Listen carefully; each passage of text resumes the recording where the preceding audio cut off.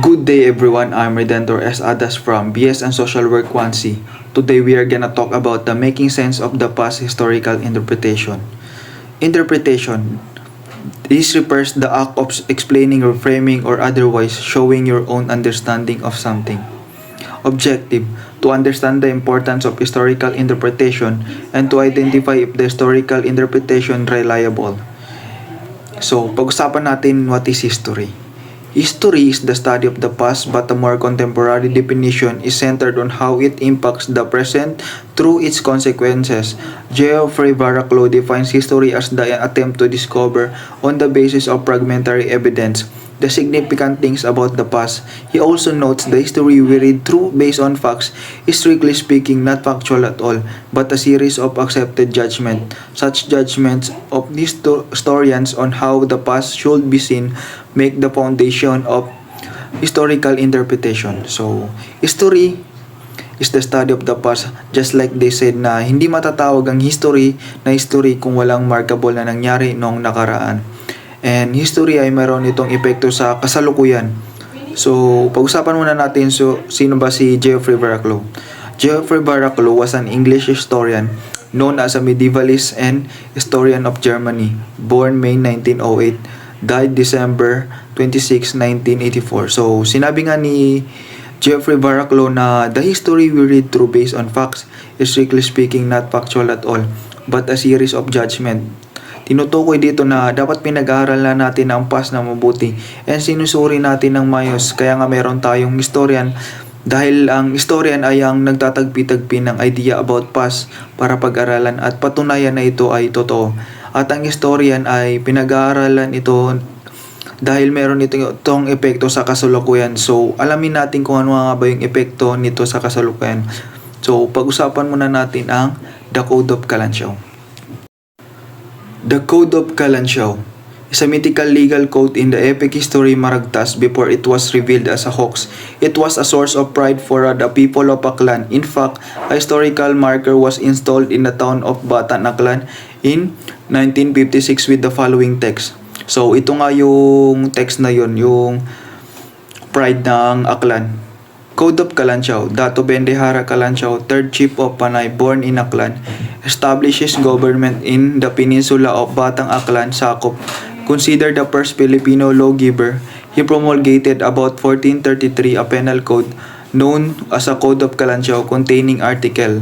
Don Marcelo Orilla of Saragossa, Spain, obtained the original manuscript from an old chief of Panay, which was later translated into Spanish by Rafael Morvido Izamani.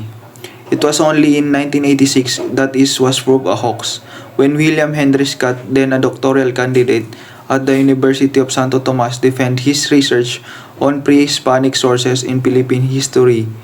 He attributed the code to a historical fiction written in 1913 by Jose E. Marco, titled Las Antiguas Leyendas de las Isla de Negros. Marco attributed the code of itself to a priest named Jose Maria Fabon. Prominent Filipino historians did not dissent to Scott's findings, but there are still some who would like to believe that the code is legitimate. And you will notice that the Code of Kalansiaw was Kalansiaw written because Dato Bendahara Kalansiaw put his name at the end, and sinabi din dito ang The Code of Kalansiaw ay merong 18 articles. So ano nga ba ang mga content nito? Dito na yung commandments and punishment ni Bendahara. And kung balak mo itong suwayin ay mapaparusahan ka, at ang parusa ay napakabrutal. Isa sa mga parusa ay ang light fine to being cut to pieces and thrown to crocodiles. Papakain ka sa buhaya matapos kapag puputulin. And ito ang isa sa pinakabagbabawal ni Dato Bendahara. You shall not kill, neither shall you steal, or shall you hurt the aged, lest you incur the danger of death and seeing all night and slavery. Yun yung pinagbabawal ni Dato Bendahara Kalansiaw. Yun yung mga example ng commandments and punishment ni Dato Bendahara. And noong 1986, ang Code of Kalansiaw ay napatunayang hoax or peke nga yung Pride of Aklan. by William Henry Scott, then a doctoral candidate at the University of Santo Tomas, defended his research on pre-Hispanic sources in Philippine history. Meanwhile, Marco ascribed the book fictitious friar named Jose Maria Fabon, when in fact it was actually his perjury. So, William Henry Scott exposed many broad writers during his time. In Scott's findings, it states there that Monte Claro never mentioned the Chief of Panay. So, from the beginning, the Code of Kalanchaw is not part of the Philippine history. Also, if you didn't know, si Jose Marco ay dating mangangalakal at dishonest and manipulative writer of history. Kaya karamihan sa historian ay pumanig sa research ni Scott. Pero kahit na ganun pa man, marami pa rin nagsasabi na ang The Code of Kalanchaw ay legit na document dahil hindi nila matanggap ng Pride of Aklan ay isang hoax or peke. Historians utilize collected from primary sources of history and then draw their own readings so that their intended audience may understand the historical event, a process that in essence makes sense of the past. The premise is that not all primary sources are accessible to a general audience. Without the proper training and background, a non-historian interpreting a primary source may do more harm than a good primary source, may even cause misunderstanding, sometimes even resulting in more problems. Sinasabi dito na hindi lahat ng primary sources ay pwede sa wide audience. Tama nga naman kasi yung ibang mga author ay nagiging bias. For example, during nung panahon ni Marcos, even me is nako-confuse rin ako kung si Marcos nga ba is during his time is good, and sabi naman ng iba is about sa history ay siya daw ay masama. Kaya nga dapat bago natin tignan ang sumulat or author ay tignan muna natin if yung author na yun ay may proper background, kung siya ba ay legit, because a non-historian without proper background ay harmful. Minsan may sarili silang interpretation about history. Bigyan ko kayo ng example, Wikipedia. Sa site na yan, pwede mong palitan kahit sino or kahit anong gusto mong ipalit sa Wikipedia na yan. Minsan pag nagsa-search ka sa Google, minsan may difference sila, kasi nga minsan tao rin ang nagbabago doon sa Wikipedia. Kaya nga yun yung tinatawag na bias. So if ever magre-research ka, tingnan mo muna if may proper background yung author. Kaya nga yun yung tinatawag na citation. Interpretation of the past therefore vary according to who reads the primary source, when it was read, and how it was read. As students of history, we must be well equipped to recognize different types of interpretation, why these may differ from each other, and how to critically sift this interpretation through historical evaluation. Interpretations of historical events change over time. Thus, it is an important skill for a student of history to track these changes in an attempt to understand the past. Just like I said, example nga is yung during Marcos era na sinasabi natin na yung iba is na sa pamumuno niya ni Marcos, and some is maganda siya, and some people is napakasama ni Marcos during his time. Kailangan natin maging mapanuri because nakaka-harm talaga ito. Halimbawa na lang nabasa ko ay tungkol sa kabutihan ni Marcos, and nabasa mo is tungkol sa kasamaan ni Marcos, magkakaroon yan ng misunderstanding, magkakasagutan kasi nga may sarili kayong perspective and understanding. Kaya nga dapat maging mapanuri tayo dahil minsan nakaka-harm talaga. Pag-usapan naman natin ang tungkol sa aking mga kabata na sinasabi na sinulat ni Jose Rizal. Sa aking mga kabata, is a poem purportedly written by Jose Rizal when he was 8 years old, and is probably one of Rizal's most prominent works. There's no evidence to support the claim that this poem with the now immortalized lines and hindi magmahal sa kanyang salita mahigit sa hayop at malansang isda was written by Rizal, and worse, the evidence against Rizal authorship of the poem seems all unassailable. There exists no manuscript of the poem handwritten by Rizal. This poem was first published 1906 in a book by Hermenegildo Cruz. Cruz said he received the poem from Gabriel Bito Francisco, who claimed to have received in 1884 from Rizal's close friend, Saturnino Racelis. Rizal never mentioned writing this poem anywhere. in his writings, and more importantly, he never mentioned of having a close friend by person Rosselis. Further criticism of the poem reveals more about the wrongful attribution of the poem to Rizal.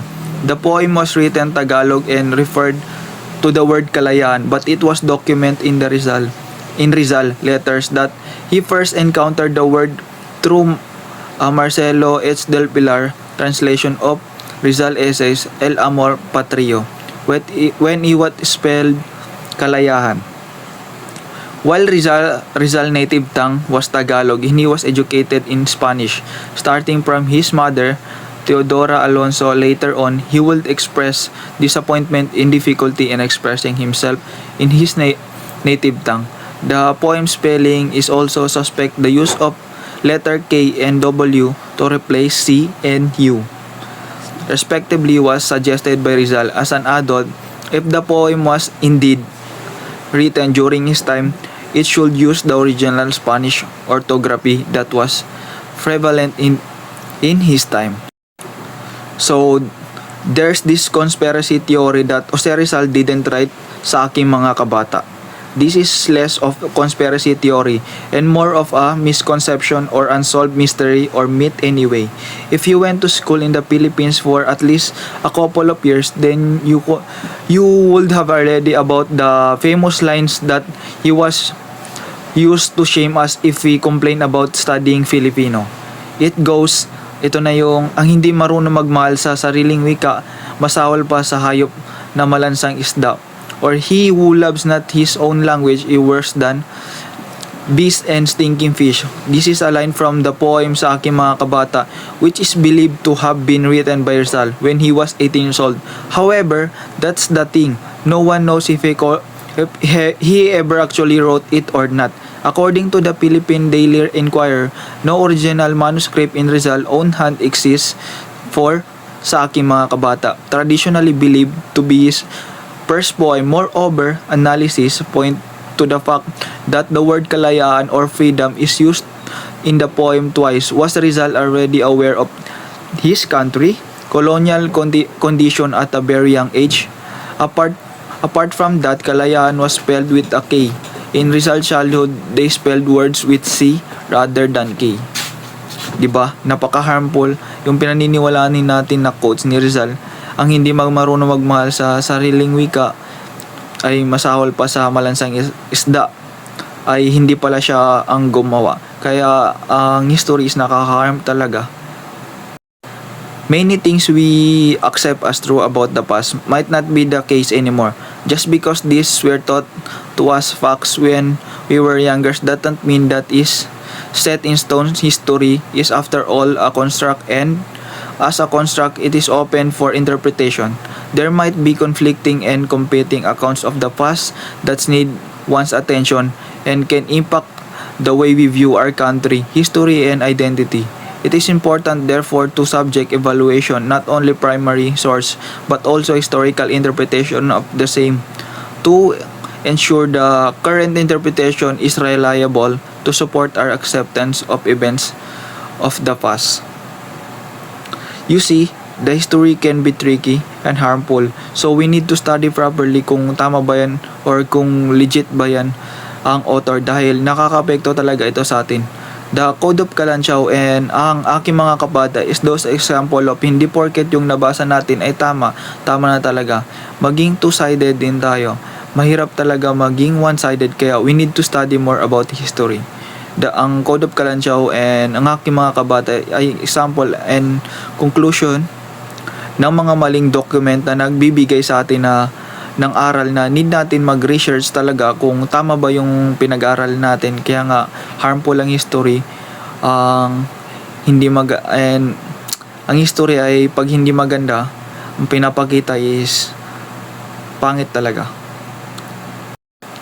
So, multi-perspectivity with several possibilities of interpreting the past. Another important concept that we must note is multi-perspectivity. This can be defined as a way of looking at historical events, personalities, development, cultures, and societies from different perspectives. This means that there are multitude of ways by which we can view the world, and each could be equally valid and at the same time equally partial as well. Historical writing is by definition biased, partial, and contains preconceptions. The historian decides on what sources to use, what interpretation to make more apparent depending on what his end is. Historians many misinterpret evidence attending to those that suggest that a certain event happened and then ignore the rest that goes against evidence.